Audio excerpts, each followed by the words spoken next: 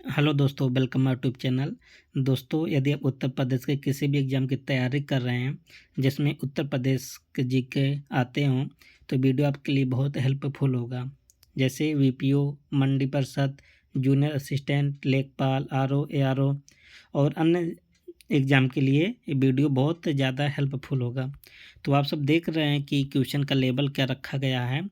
तो इसमें सब प्रीवियस ईयर कवर हो जाएगा आपका, और जिस ट्रेंड से आजकल यूपी ट्रिपल एससी क्वेश्चन पूछ रहा है तो उसी को ध्यान में रखते हुए क्वेश्चन बनाया गया है ना। चाहे आप पीसीएस का भी एग्ज़ाम दे दें या आरओ, ठीक। तो लेवल आप सबका एकदम मेंटेन रखा गया है। तो ज़्यादा ना टाइम लेते हुए आपका अब चलते हैं क्वेश्चन की तरफ।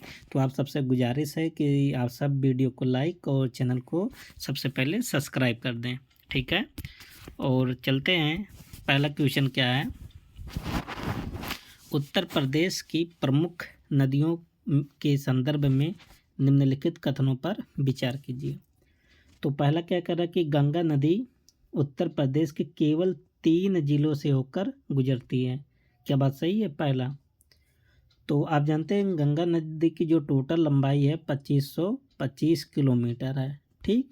और ये उत्तर प्रदेश के बिजनौर जिले से प्रवेश करती है, ठीक। और कुल मिला के उत्तर प्रदेश के 28 जिलों से होकर बहती है। कितने जिलों से? 28 जिलों से। तो पहला ही आपका स्टेटमेंट गलत हो गया। यमुना नदी इलाहाबाद में गंगा नदी में मिलती है, बिल्कुल बात सही है। यहीं पर क्या किसका संगम होता है? गंगा यमुना और अदृश्य सरस्वती नदी का संगम होता है। तीसरा क्या कह रहा है? गोमती नदी की उत्पत्ति पीलीभीत से हुई है, बिल्कुल बात सही है। और गोमती नदी के किनारे क्या है? लखनऊ है, बसा है ना, लखनऊ हो गया। तो दूसरा भी सही है और पहला भी सही है ना। तो ऑप्शन क्या हो जाएगा? 2 और 3 करेक्ट हो जाएगा बी। तो देखिए पहला ही क्वेश्चन बहुत ही अच्छे लेवल का है ना। आप सब देख सकते हैं कि गंगा नदी उत्तर प्रदेश के कई जिलों से होकर बहती, कई जिलों मतलब 28 जिले, ठीक। और ये इलाहाबाद में, जिसे प्रयागराज कहा जाता है, गंगा नदी में मिल जाती है। और गोमती नदी का उद्गम कहाँ होता है? पीलीभीत, फुलहर झील से। क्वेश्चन नंबर 2 क्या है? उत्तर प्रदेश की ऐतिहासिक पृष्ठभूमि को लेकर निम्नलिखित कथनों पर विचार कीजिए। कह कि 1857 की जो क्रांति हुआ था ना, मेरठ से शुरू हुआ था, बिल्कुल बात सही है ना। आगे क्या है? दूसरा, अवध के नवाब वाजिद अली शाह को ब्रिटिश सरकार ने 1856 में सत्ता से हटा दिया था, ये भी बात सही है। और ककोरी कांड 1925 में उत्तर प्रदेश के लखनऊ में हुआ था, ये भी बात सही है। ककोरी कांड में ही तो ट्रेन को लूट लिए थे, जो खजाना था, है ना। तो यहाँ पर तो तीनों सही आपका लग रहा है। तो कौन सा सही होगा? डी ऑप्शन, 1 2 3, है ना। डी आपका करेक्ट हो जाएगा। और ककोरी कांड का जो मुख्य आरोपी किसको बनाया गया था? राम प्रसाद बिस्मिल जी को, और जिसको गोरखपुर जेल में क्या हो गया था? फांसी हो गया था। और देख लेते हैं, 1857 की क्रांति मेरठ से शुरू हुआ था, और अवध के नवाब वाजिद अली शाह, है ना। और यही आखिरी नवाब भी थे, ध्यान दीजिएगा। 1856 में अंग्रेजों ने सत्ता से हटा दिया था।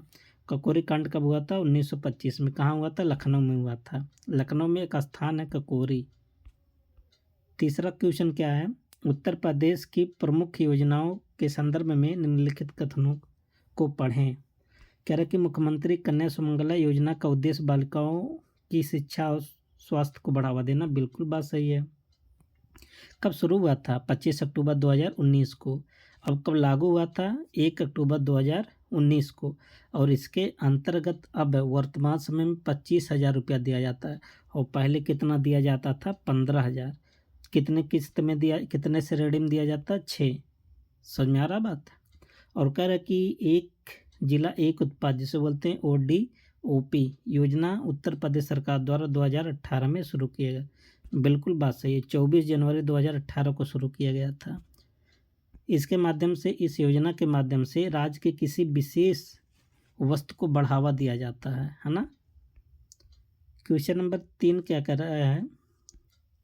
क्वेश्चन नंबर 3 है, स्टेटमेंट नंबर 3 है कि कृषक दुर्घटना बीमा योजना का लाभ केवल लघु और सीमांत किसानों को मिलता है।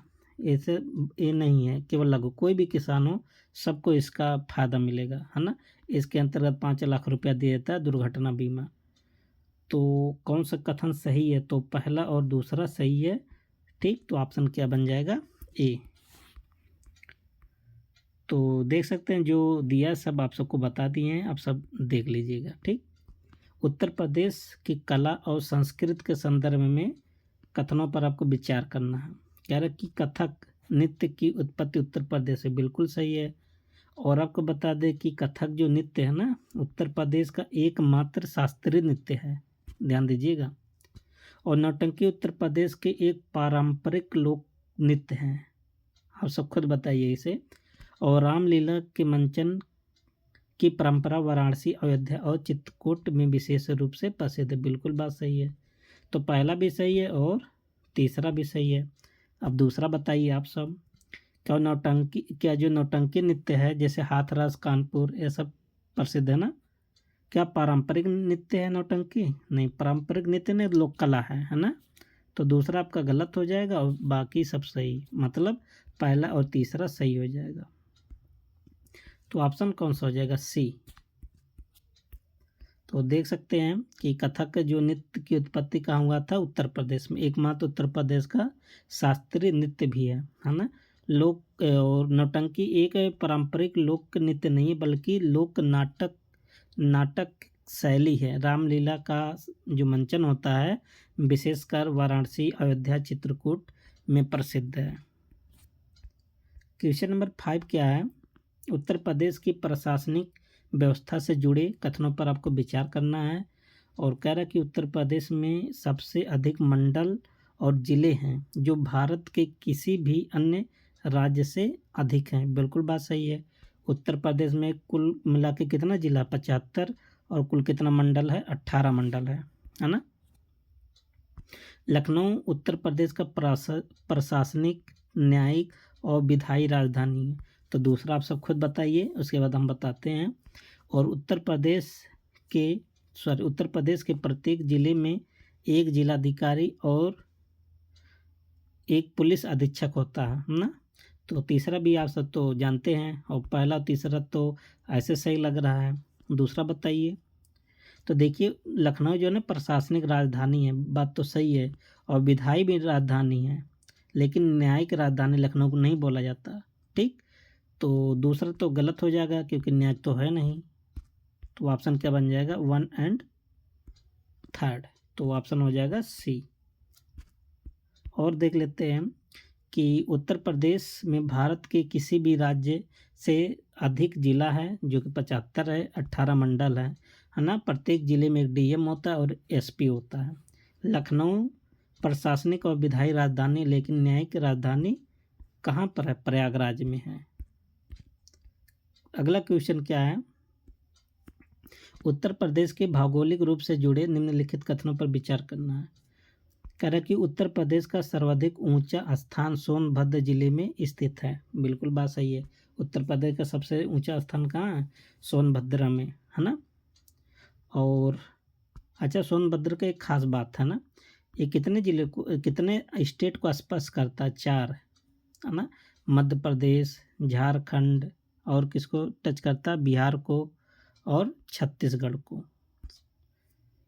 बुंदेलखंड क्षेत्र में कछारी मिट्टी प्रमुख रूप से पाई जाती है। देखिए, जो बुंदेलखंड है ना, इसमें 7 जिले आते हैं और यहाँ कछारी मिट्टी नहीं पाई जाती, यहाँ अधिकतर काली मिट्टी पाई जाती है ना। कुछ तो रेड, मतलब कुछ तो लाल भी मिट्टियाँ पाई जाती हैं, तो लेकिन कछारी नहीं पाया जाता है, बात गलत है। तीसरा क्या है? उत्तर प्रदेश की पश्चिमी सीमा निर्धारण हरियाणा, राजस्थान और उत्तराखंड से होता है। देखिए, पश्चिमी सीमा आप सबके पेपर में डायरेक्शन से आ रहा क्वेश्चन, है ना, हर पेपर में आ रहा। तो देखिए, पश्चिमी सीमा पर हरियाणा भी है, राजस्थान भी है, लेकिन उत्तराखंड उत्तरी सीमा पर है। तो तीसरा भी गलत है और दूसरा भी गलत। तो कौन सा ऑप्शन सही होगा? केवल एक ऑप्शन बन जाएगा ए। ठीक, अच्छा, राजस्थान है, उत्तर प्रदेश का कितना जिला टच करता है? एक तो आगरा हो गया, एक तो मथुरा हो गया। ठीक, टच करता है। और हरियाणा को कितना जिला टच करता है? 6। और इसका आंसर क्या होगा, केवल एक आप सबको बता दिए हैं, है ना। आप सब देख लीजिए कि उत्तर प्रदेश का सबसे ऊंचा स्थान कहाँ है, सोनभद्र में, जहाँ सबसे ज़्यादा जंगल भी है और यहीं पर रेणुकूट भी है जो पेपर में आया था, एल्युमिनियम के लिए प्रसिद्ध है। बुंदेलखंड में कछारी मिट्टी नहीं पाई जाती बल्कि लाल मिट्टी और काली मिट्टी पाई जाती है, ठीक। और उत्तर प्रदेश के पश्चिमी सीमा पर हरियाणा है, राजस्थान है। अगला क्वेश्चन क्या है, देखिए क्वेश्चन थोड़ा उल्टा हो गया, मतलब मिस्टेक हो गया क्वेश्चन नंबर में। तो प्रदेश की आर्थिक और औद्योगिक स्थिति के संबंध में आपको बताना है कौन सा सही है कौन सा गलत है। उत्तर प्रदेश में सर्वाधिक कृषि क्षेत्र गन्ने की खेती के लिए समर्पित है। क्षेत्र की बात कर रहा, गन्ने के क्षेत्र। और उत्तर प्रदेश में सर्वाधिक चीनी मिलें भी है, तो बात तो दूसरा तो सही, सबसे ज़्यादा मिल कहाँ है, यूपी में ही है। कह रहा कि एक जिला एक उत्पाद योजना का मुख्य उद्देश्य पारंपरिक उद्योगों को बढ़ावा देना, ये भी बात सही है। 24 जनवरी 2018 को शुरू हुआ था ना, किसी एक प्रोडक्ट को क्या करना है, इसका काम है राष्ट्रीय और अंतर्राष्ट्रीय पर क्या करना, प्रख्यात करना, मतलब प्रसिद्धि लाना। तो देखिए पहला भी सही है, दूसरा भी सही, तीसरा भी है। सबसे ज़्यादा क्षेत्र उत्तर प्रदेश में, गन्ना का प्रोडक्शन सबसे ज़्यादा उत्तर प्रदेश ही करता है। तो क्या हो जाएगा इसमें, 1 2 3 सब सही है। ऑप्शन क्या बन जाएगा, डी।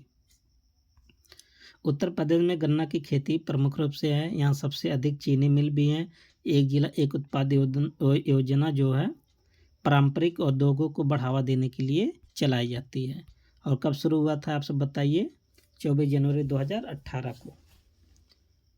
अगला क्वेश्चन क्या है, उत्तर प्रदेश के पर्यटन स्थलों से जुड़े कथनों पर आपको विचार करना है।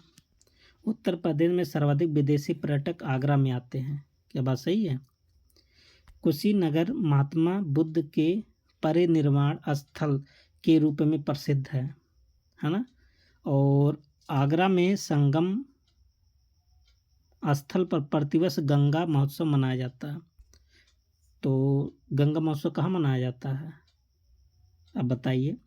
तो गंगा महोत्सव प्रयागराज में नहीं मनाया जाता है, वाराणसी मनाया जाता है, बनारस में। तो तीसरा गलत है। कुशीनगर में महात्मा गौतम बुद्ध जी को क्या मिला था, परिनिर्वाण मिला था, मतलब यहीं पे मृत्यु हुए थे। और सबसे ज़्यादा विदेशी पर्यटक कहाँ आते हैं, ताजमहल को देखने। तो पहला दूसरा तो सही है। और क्या हो जाएगा ऑप्शन बताइए, ऑप्शन नंबर ए, ठीक। लेकिन अब जो नया सर्वे आएगा, सबसे ज़्यादा घरेलू जो पर्यटक है ना, अयोध्या राम जी का मंदिर देखने आते हैं। अगला क्वेश्चन क्या, question number next, Uttar Pradesh के ऐतिहासिक स्थलों से जुड़े निम्नलिखित कथनों पर विचार करें। झांसी किले का निर्माण रानी लक्ष्मीबाई ने कराया था, बात गलत है। ओरछा राजा ने करवाया था ना, बुंदेला शासकों ने। फतेहपुर सीकरी का निर्माण अकबर ने करवाया था, बिल्कुल बात सही है ना। और अब अच्छा, ये भी यहीं पर क्वेश्चन अभी आया था कि जो फतेहपुर सीकरी है ना, यहीं पर बुलंद दरवाज़ा भी है जो अकबर ने बनवाया था गुजरात अभियान के विजय के उपलक्ष्य में। वाराणसी भारत का सबसे प्राचीन जीवित नगर माना जाता है, बिल्कुल बात सही है। तो कौन सा, पहला गलत है, दूसरा और तीसरा सही है, ऑप्शन बन जाएगा बी, ठीक। नेक्स्ट क्वेश्चन क्या है, देखिए वाराणसी झांसी का जो किला है ना, बुंदेला राजा ने करवाया था, ठीक। और क्वेश्चन नंबर 6 नहीं अगला है, क्वेश्चन नंबर मिस्टेक हो गया। कह रहा कि प्रदेश के भौगोलिक एवं जलवायु संबंधी कथनों पर आपको विचार करना है। कह रहा कि उत्तर प्रदेश की जलवायु उष्ण कटिबंधीय मानसूनी, बिल्कुल बात सही है ना। यहाँ गंगा यमुना दोआब क्षेत्र की मिट्टी अत्यधिक उपजाऊ होती हैं। और जो गंगा यमुना जो दोआब की मिट्टियाँ होती हैं ना, इसे तो जलोढ़ मिट्टी बोलते हो। और उत्तर प्रदेश का शुष्क क्षेत्र बुंदेलखंड और विंध्य क्षेत्र, बिल्कुल बात सही है ना। यहाँ पर देखिए बुंदेलखंड में पानी की कमी यहाँ है, इसलिए यहाँ पर बनाया जा रहा है लिंक बेतवा परियोजना, जो कि उत्तर प्रदेश को मध्य प्रदेश से कनेक्ट करेगा, ठीक। तो कौन सा इसमें सही है, सब सही है, पहला दूसरा और तीसरा सब सही है ना। तो ऑप्शन कौन सा बन जाएगा, ऑप्शन डी। ऑप्शन क्या आपका है, डी। अगला क्वेश्चन क्या है, क्वेश्चन नंबर 7, सेवन नहीं है, मिस्टेक है। उत्तर प्रदेश के ऐतिहासिक आंदोलनों से जुड़े आपको कथन पर विचार करना। चंद्रशेखर आज़ाद का जन्म उत्तर प्रदेश के उन्नाव में हुआ था। आप सब बताइए। अच्छा, अभी जो रिसेंट में पेपर हुआ ना, वहाँ से भी ऐसे क्वेश्चन आ रहा है कि कवि से संबंधित आ रहा कि किस कवि का जन्म कहाँ हुआ था, है ना। तो क्या क्वेश्चन पूछ लें, कोई भरोसा नहीं। आप सब बेस्ट तैयारी कीजिए। तो पहला आपको बताना है 1922 का चौरी चौरी कांड गोरखपुर में हुआ था। बिल्कुल भी बात सही है, गोरखपुर में हुआ था ना। अच्छा, चौरी चौरा कांड में ही जो क्रांतिकारी लोग थे थाने में आग लगा दिए थे, ठीक। और जब आग लगा दिए तो करीब 22-23 जो वहाँ के पुलिस थे, चौकीदार थे ना, जल कर मर गए थे। और इसी के उपलक्ष्य में महात्मा गांधी जी असहयोग आंदोलन को वापस ले लिए थे। और दूसरा तो सही है, तीसरा देख लेते। झांसी की रानी लक्ष्मीबाई ने 1857 के विद्रोह में ब्रिटिश सेना के खिलाफ वीरतापूर्वक संघर्ष किया। बिल्कुल बात सही है ना। ह्यूरोज खान था। अब देखिए पहला पर आते हैं। पहला ऑप्शन क्या बताएं हम, सही है कि गलत है? तो पहला ऑप्शन गलत था, है ना, क्योंकि चंद्रशेखर आज़ाद का जन्म कहाँ हुआ था? मध्य प्रदेश में हुआ था। उन्नाव में तो उनका जैसे लालन पालन हुआ था, मतलब बड़े हुए थे, है ना। तो देखिए दूसरा और तीसरा खाली सही है। और चंद्रशेखर आज़ाद का जन्म कहाँ हुआ था? मध्य प्रदेश के भाभरा में हुआ था, है ना। बाकी तो आप सबको सब बता ही दिए। अगला क्वेश्चन क्या है? उत्तर प्रदेश की प्रमुख नदियों से जुड़े कथनों पर आपको विचार करना है। कह रहा कि गंगा नदी उत्तर प्रदेश के पश्चिमी भाग से प्रवेश करती हैं और प्रयागराज में यमुना से मिल जाती हैं। बिल्कुल बात सही है। जो गंगा नदी है ना, उत्तर प्रदेश के 28 राज्यों से होकर बहती है। और कहाँ से प्रवेश करती हैं? बिजनौर से, है ना। आगे क्या है? रामगंगा नदी गंगा की प्रमुख सहायक नदी है। बिल्कुल बात सही है ना। तो रामगंगा नदी किसकी सहायक नदी? गंगा नदी की। और घाघरा नदी उत्तर प्रदेश के नेपाल से निकलती है। ये भी बात सही है। तो कौन सा सही है? पहला भी सही था और दूसरा भी और तीसरा। यहाँ भी ऑल करेक्ट है, ठीक। तो ऑल करेक्ट है, कौन सा ऑप्शन मिलेगा? ई ने डी ऑप्शन है। डी ऑप्शन सही है। क्वेश्चन नंबर नेक्स्ट क्या है? उत्तर प्रदेश की जनसंख्या और भाषा के संदर्भ में आपको कथन की पहचान करना है ना। तो देख लीजिए क्या है। उत्तर प्रदेश भारत का सबसे अधिक जनसंख्या वाला राज्य है। बिल्कुल बात सही है। अगर इसको देश बना दिया जाए ना तो 5वां देश आएगा अपना उत्तर प्रदेश। अच्छा, जनसंख्या में तो हमारा पहला स्थान है ना, लेकिन क्षेत्रफल के हिसाब से कौन सा स्थान है? चौथा। तो हिंदी उत्तर प्रदेश की आधिकारिक भाषा है। बिल्कुल बात सही है। और उर्दू को द्वितीय भाषा का दर्जा मिला, ये भी बात सही है। कब मिला? 1989 को। भोजपुरी, अवधी और बज्र बुंदेली उत्तर प्रदेश की प्रमुख क्षेत्रीय बोलियाँ। बिल्कुल बात सही है। यहाँ भी सब सही है ना। तो तीनों सही है। तो तीनों कहाँ पर दिया गया? डी ऑप्शन पर। तो ये आपका डी ऑप्शन फिर सही हो जाएगा। और अगला क्वेश्चन क्या है? उत्तर प्रदेश की प्रशासनिक और राजनीतिक स्थितियों से जुड़े कथनों पर विचार करना। कह रहे कि उत्तर प्रदेश विधानसभा की कुल सीटें 403 है। बिल्कुल बात सही है, 403 सीट है ना। और उत्तर प्रदेश की विधान परिषद भारत के कुछ चुनिंदा राज्यों में से एक है जहां द्विसदनी है। बिल्कुल बात सही है। देखिए द्विसदनी व्यवस्था केवल कुछ राज्यों में है, सब राज्यों में नहीं है ना। 5-6 राज्यों में केवल होगा। और कह रहा कि राज्यपाल उत्तर प्रदेश सरकार का संवैधानिक प्रमुख होता है। देखिए राज्यपाल केवल उत्तर प्रदेश का नहीं होता, हर राज्य का प्रथम नागरिक होता है। कौन? राज्यपाल। बट ये भी बात सही है ना। तो पहला भी सही था। और कौन कौन सा सही है? पहला क्या था? पहला भी सही है और दूसरा भी सही है, तीसरा भी सही। यहाँ भी सब सही है। तो ऑप्शन क्या बन जाएगा? डी। राज्यपाल ना किसी भी राज्य का, जैसे राष्ट्रपति देश का प्रथम नागरिक होता है, वैसे राज्यपाल किसी भी राज्य का प्रथम नागरिक होता है, ठीक। तो दोस्तों यहाँ तक आप सब देख रहे हैं लगभग 15 से 20 क्वेश्चन था, है ना। तो कंप्लीट होता है। आप सब चैनल को सब्सक्राइब और वीडियो को आप सब ज़्यादा से ज़्यादा शेयर करके सपोर्ट कीजिए। ओके, अब मिलते हैं नेक्स्ट वीडियो में, तब तक के लिए best of luck, thank you and best of luck.